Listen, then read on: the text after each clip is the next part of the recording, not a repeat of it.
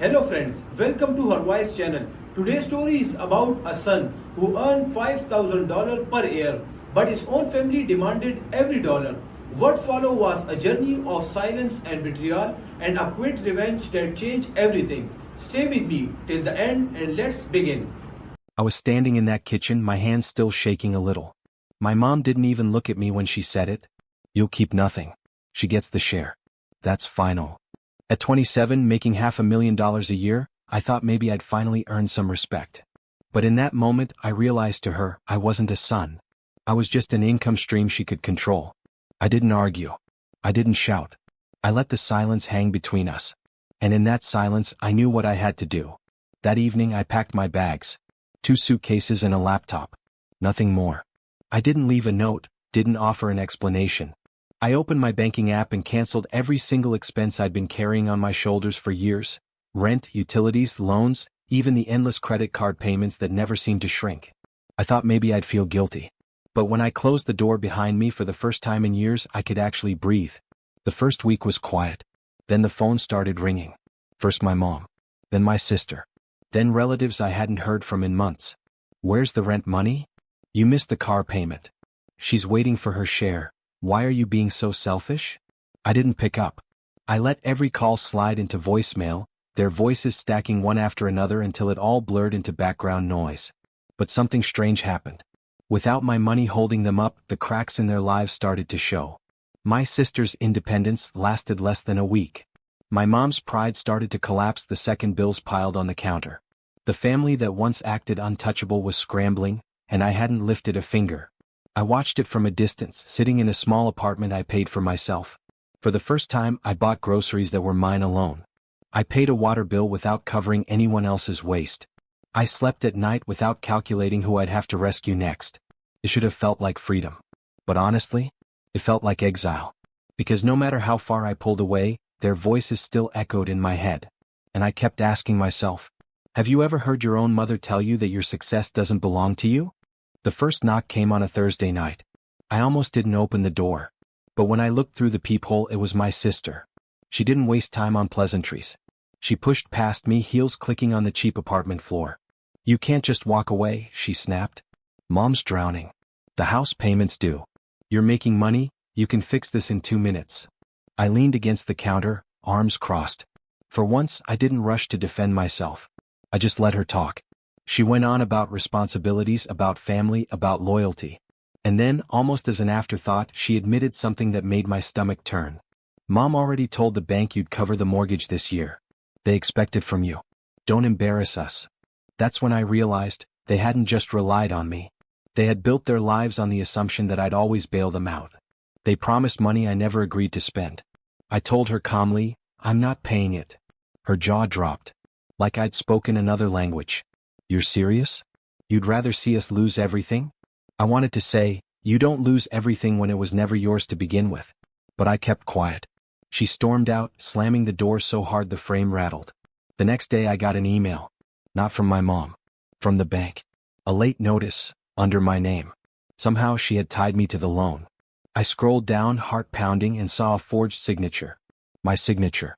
I knew right then it wasn't just manipulation. It was theft. Quiet, casual theft done with the confidence that I'd never fight back. That weekend, Uncle started calling. A cousin even showed up pretending to check in. But every conversation circled back to the same point. Money? "You're blessed," they'd say. "You're young, you can make more. Don't let your mom struggle after all she's done for you." Blessed. Young. Replaceable. Like my labor in years meant nothing. I started keeping a notebook. Every voicemail, every visit, every forged detail. If they wanted to chase me, I'd keep a record of the hunt. At night, I'd sit in the quiet of my tiny apartment, staring at the walls that still smelled faintly of fresh paint, and I thought about one thing. If family sees you as their safety net, what happens when you finally cut the rope? By the third week, the pressure felt less like family drama and more like a coordinated campaign. Letters started showing up at my door. Not addressed to me but slipped under the mat. Notices, overdue balances, even threats from collectors. Each one tied back to debts I never signed for, accounts I never opened. But the names connected. My mom. My sister. My uncle. And somehow, my social security number mixed in between. I sat at my desk one night with a stack of envelopes, spreading them out like a deck of cards. My name, their debts. My earnings, their lifeline. For years I hadn't seen it clearly, but distance gave me new eyes. The worst was an email from my employer's HR department. They asked why my co-signed loan was affecting my credit report. I stared at the screen until the words blurred. They had managed to reach into my job, the one place I thought was untouchable. That weekend my mom showed up herself. No calls, no warning. She walked straight into my apartment lobby like she owned it. "You're destroying us," she said, voice sharp but shaky. "After all we've given you, this is how you repay us?" I wanted to laugh but I couldn't. Instead, I asked one question I had never asked her before. "When did my success become your property?" She froze. Just for a second. Then she launched into excuses, sacrifices she'd made, years she'd worked, debts she carried so I could shine. But buried under those words was something colder: entitlement. She believed she was owed $500,000 simply because she gave me life. I listened, then walked away mid-sentence. I didn't raise my voice. I didn't explain. I just left her standing there in the lobby, clutching her purse, staring at me like I was a stranger. Back upstairs, I opened my notebook and wrote it all down. The forged papers. The fake promises. The visit. The lobby confrontation. Every page was proof. Every line was weight. I wasn't sure yet what I'd do with it. But I knew one thing: my silence had started to scare them. Because for the first time they couldn't predict me. And late that night, lying in the dark, one thought wouldn't leave me. If the people who raised you can steal your name, do you ever really belong to them? I stopped answering calls completely. Silence became my only response. And strangely, that silence gave me leverage. When people can't read you, they panic. My family was no exception. The more I ignored them, the harder they pushed.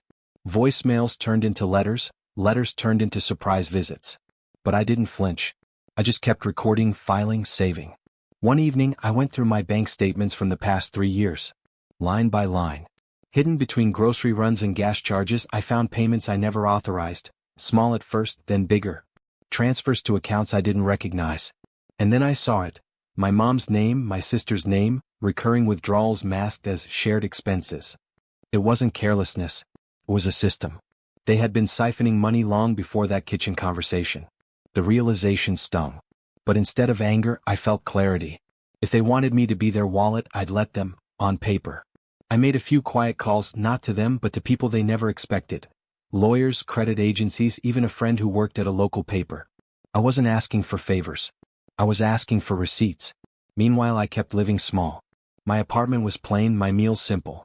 No one on the outside would have guessed I was earning $500,000 a year. And that was the point. Let them think I was cornered. Let them believe I had nothing left to give. A week later, my sister showed up again. This time, her tone was different.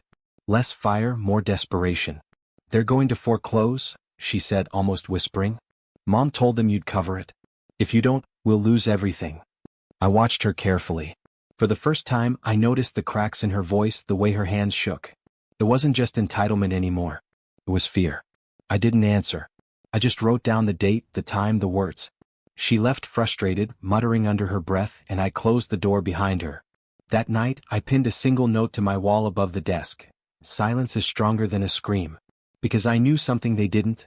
Every dollar they had stolen, every debt they had tied to my name was traceable. And when the truth finally surfaced, it wouldn't just hurt their pride. It would unravel their entire foundation. But I still wondered to myself, what's more powerful, cutting ties or letting someone choke on the rope they tied themselves? The first real crack appeared on a Monday morning. I was at work when a notification buzzed my phone, an alert from a credit bureau. Someone had tried to open a new account under my name, and been denied. I didn't have to guess who it was. That same week, another notice came through. The house was officially in default. I didn't say a word to them. Instead, I kept doing what I had been doing, documenting. My notebook was thick now, pages filled with dates, calls, forged signatures, and every slip they'd left behind. Piece by piece, their choices were turning into evidence. The silence was working. Without my money, their world was folding in on itself. Utilities shut off. Car repossessed. Friends who once praised them stopped showing up when they realized the free dinners were gone. The very lifestyle they bragged about had been built on the ground I was quietly pulling out from under them. One night, I drove past the old house. Lights were out. The yard was overgrown, trash cans left empty on the curb. For a place that once felt untouchable, it looked fragile now. And I didn't feel joy. I felt something sharper, clarity. The calls hadn't stopped. They just changed tone. From demands to pleas. Just a few months, we'll figure it out. Don't let your family end up on the street. You'll regret this when we're gone. Each message chipped at me. Not because of the words, but because of how familiar they sounded. Manipulation wears many masks: guilt, pride, even love. But at the root, it's always the same: control. So I let the silence stretch longer. I stopped checking voicemails. Stopped opening their letters.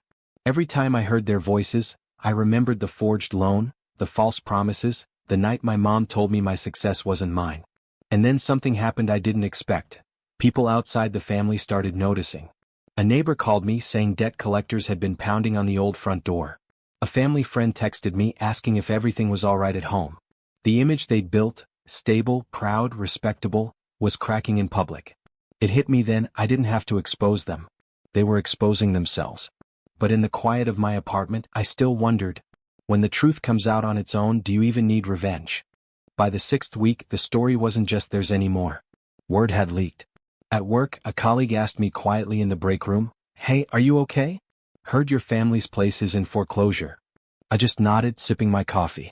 I didn't offer details. The less I said, the more people filled in the blanks themselves. And somehow, the blanks painted the truth louder than I ever could.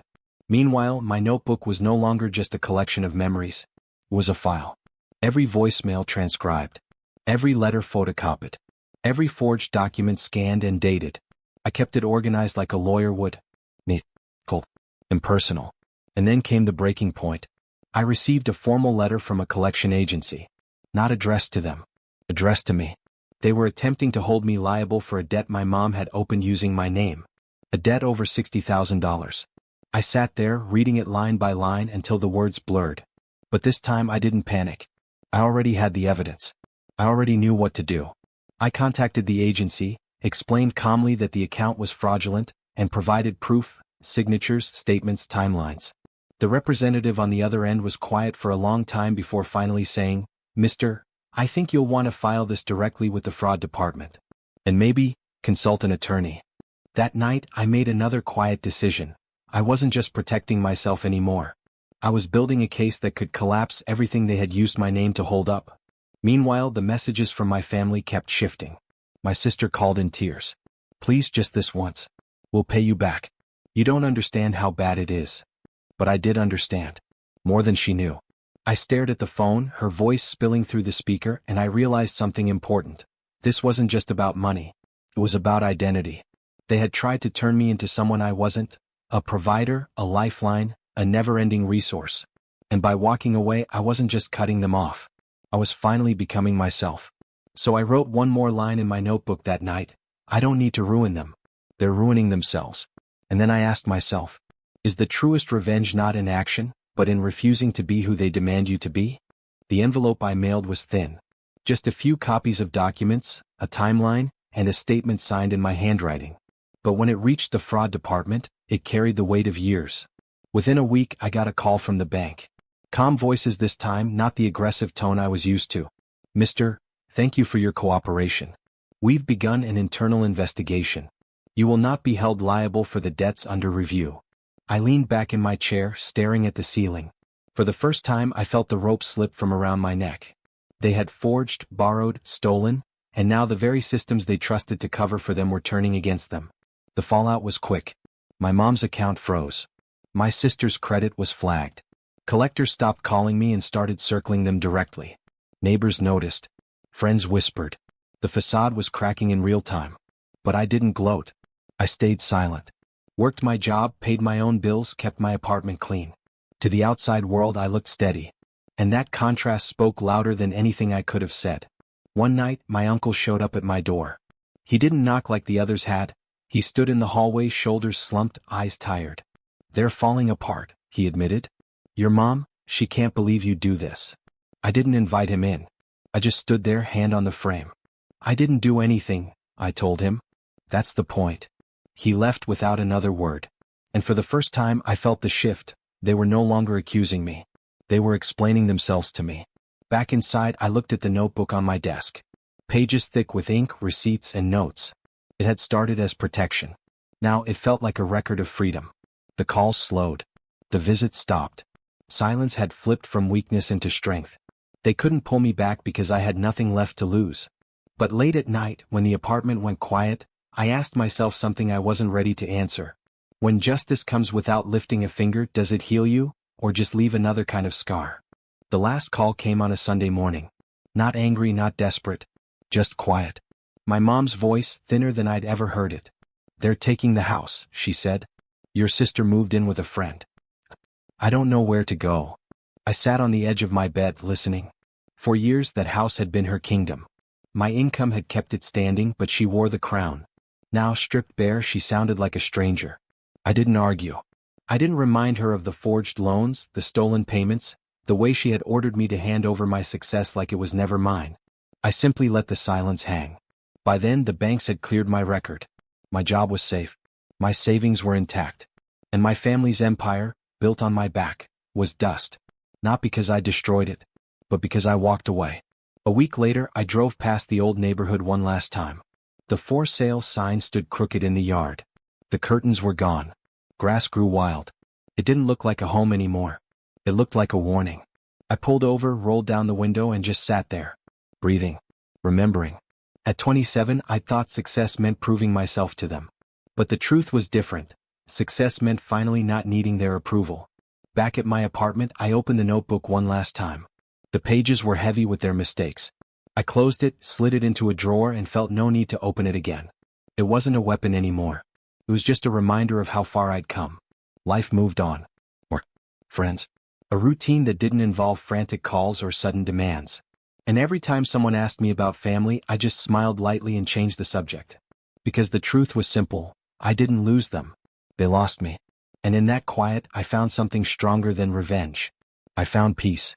So if you ask me today what happened to the $500,000, the stolen credit, the endless demands, I tell you this. I stopped being their wallet. And I started being myself.